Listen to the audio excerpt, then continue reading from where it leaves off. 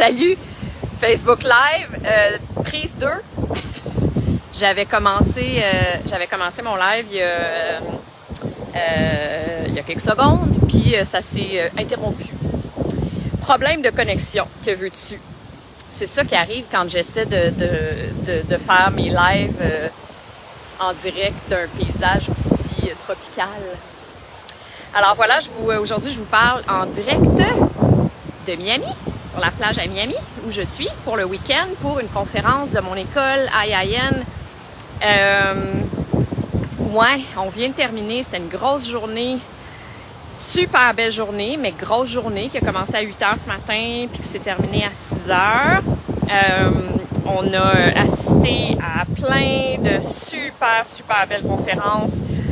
Je vais partager des bribes de ces discours-là venant de plusieurs personnes que j'admire, des médecins, des psychiatres, des coachs, plein de gens super inspirants, vraiment, qui essaient de contribuer à ce qu'on se dirige vers un monde meilleur, avec un meilleur système de santé, qui soit plus adapté à l'humain, qui considère plus l'humain dans son entièreté, ainsi que la source des problèmes.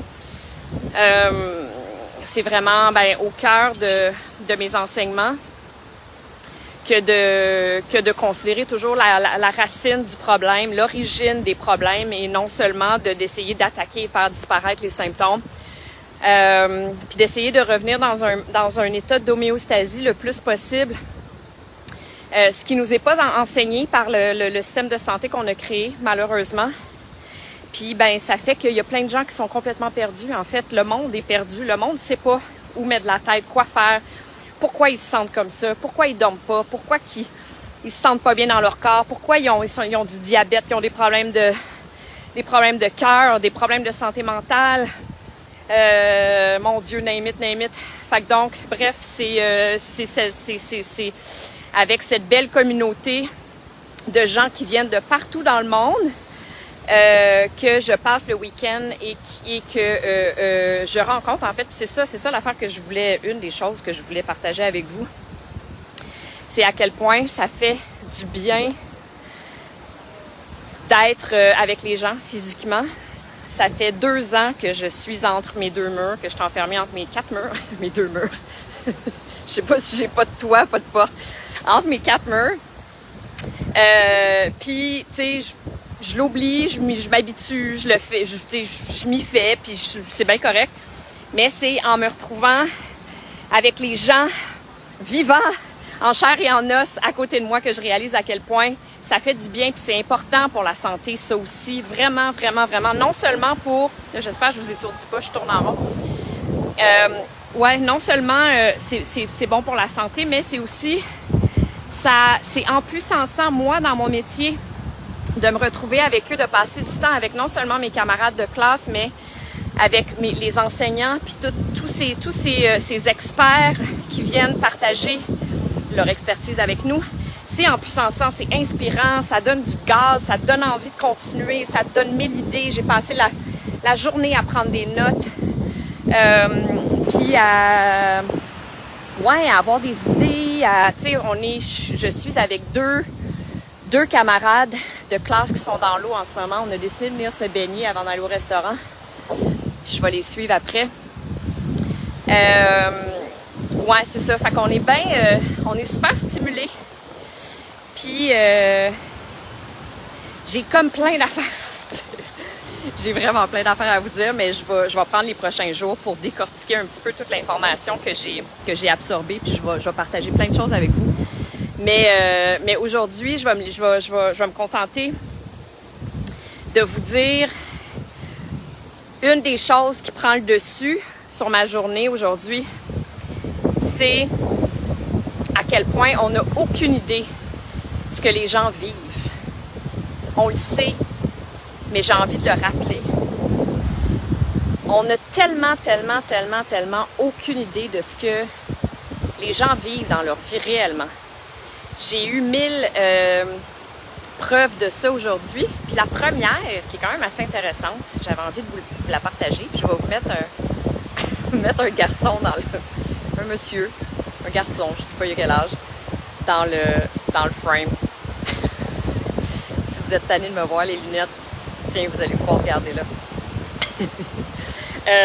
OK, fait qu'il y a un gars qui travaille pour mon école, OK? Il s'appelle Jim. C'est un stud, là. C'est un super beau gars. Genre, tous les élèves, on est majoritairement des femmes là, dans le programme, dans l'école. By the way, mon école a fête ses 30 ans cette année, donc toutes les générations passées, c'est pratiquement des femmes. Mais bon, il y a quand même 2-3 gars. Mais bref, ce gars-là qui est je sais pas trop c'est quoi son titre, mais il est comme genre porte-parole / gérant de l'école. Il est tout le temps là, il fait des conférences, souvent c'est lui qui va interviewer les speakers, c'est lui qui va nous communiquer toutes sortes d'affaires. C'est un petit peu sa face qui est utilisée. Bref, lui, on le connaît tous, il s'appelle Jim. Il est beau comme un cœur, mais comme un autre niveau, là. Il est vraiment, vraiment beau. C'est comme un Patrick Dempsey là, dans Grey's Anatomy, là, genre vraiment sexy. Puis, en faisant mes valises cette semaine, je me disais, ouais, ben je vais voir le beau Jim en chair et en os. Peut-être que je pourrais me mettre une petite robe cute. Tu sais, dans mes valises, je sais pas, je pourrais faire un petit effort. Genre, tu sais, je me disais ça. Et je me suis fait un scénario par rapport à lui. Tu sais, je pense que j'ai réalisé que je suis pas la seule parce que on m'en a parlé beaucoup. On est plusieurs à faire comme, man, il doit avoir une blonde mannequin ou des blondes mannequins, tu sais, puis à la limite, qu'est-ce qu'il fait dans cette position-là, dans une école de la santé? Beau de même, ça n'a pas de bon sens, là. Tu l'imaginerais propriétaire de restaurant, ou architecte, ou je sais pas trop quoi, là, tu sais. Puis, ben, imaginez-vous donc que ce matin, je l'ai vu en chair et en os pour la première fois de ma vie. Ben, il est infirme. Le beau Jim est infirme. Il n'est pas en chaise roulante, mais je sais pas c'est quoi, mais il marche très, très croche. Tu sais, il a une jambe, je sais pas c'est quoi la condition exactement. Mais tout d'un coup, le personnage a complètement changé. Pas que ça lui a enlevé quelque chose. Ça lui a rien enlevé. Il est encore aussi beau et sexy. Mais tu comprends sa sensibilité, sa vulnérabilité. Tu comprends qu'est-ce qu'il fait dans cette position-là. Tu comprends pourquoi il travaille à cette école-là. Tu comprends pourquoi il a choisi ça comme destinée, d'être au service, d'aider les gens. Parce que ça, c'est une chose qui revient souvent aussi. Malheureusement, à mon grand désarroi, on est fait comme ça, les humains. On a souvent besoin d'un choc au niveau émotif, au niveau émotif pour entreprendre des changements dans notre vie, puis prendre une place de service, se mettre au service des autres. Souvent, ça vient d'une souffrance, tu sais. Je vais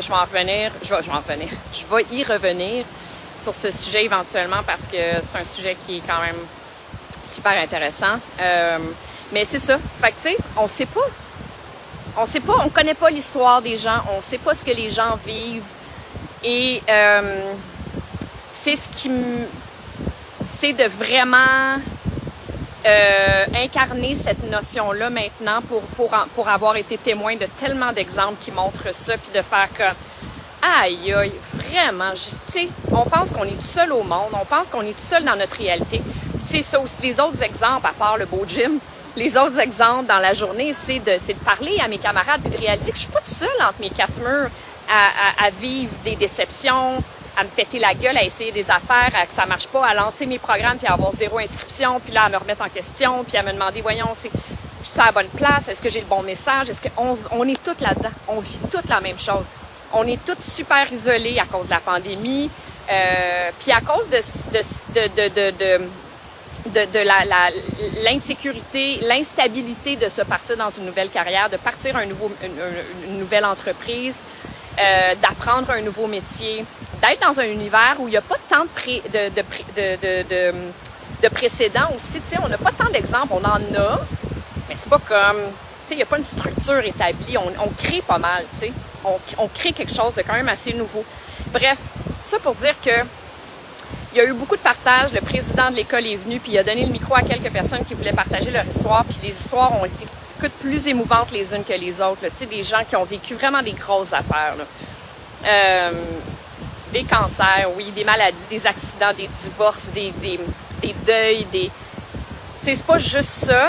Il y a la passion de la santé aussi, il y a la passion de la transformation, il y a la passion d'être bien, de l'empuissancement, de s'émanciper de tout ça. Bizarre que tu dis « on a les notions d'envie sans handicap ». Je comprends pas. Bizarre que tu dis « on a les notions ». Je comprends pas ce que tu dis, Stéphane. Je comprends pas la phrase. Désolée. Sans handicap. Hein? Je comprends pas du tout. Désolée. Mais écoute, je suis toute oui à toi si tu veux en discuter. Peut-être que j'ai pas été claire, je sais pas. Mais ouais, c'est ça. Fait que, bref, ça fait vraiment du bien d'être ici en fin de semaine puis de connecter. Reconnect and Rejoy, je pense que c'est le titre de l'événement auquel je participe en fin de semaine. C'est vraiment ça, reconnecter avec l'humain, avec les gens, premièrement, qui vivent la même chose que moi, puis d'autres, des gens qui sont plein de monde, de partout dans le monde. Il y a des Argentins, il y a des Mexicains, il y a une, j'allais dire des Français, non, il y en a une, j'en ai rencontré une seulement. Aucun Québécois, mais bref, il y a du monde de partout dans le monde, puis avec des histoires différentes, des âges différents, des conditions, des situations différentes. C'est vraiment, c'est magnifique. C'est vraiment super le fun. Ouais. Puis le beau gym, il est encore super beau. C'est juste que, ouais, on dirait que, je sais pas, on a l'impression de plus le connaître, puis tu sais, c'est ça, la vulnérabilité de quelqu'un est attachante d'une certaine façon, puis elle nous démontre que c'est un humain comme tout le monde qui a vécu des choses difficiles, puis qui essaye de transcender sa souffrance qui vient de ces choses-là en s'occupant de lui, puis en aidant les autres, et peu importe. Puis je suis pas en train de dire que quand t'as pas d'handicap, t'es pas capable de faire ça. Absolument pas. C'est pas ça que je dis. Alors voilà. Sur ce, les beaux amis, je vais aller me jeter dans l'océan. J'ai hâte. L'eau est super chaude. Puis ben voilà, c'est tout. Je vous embrasse. À demain. Bye!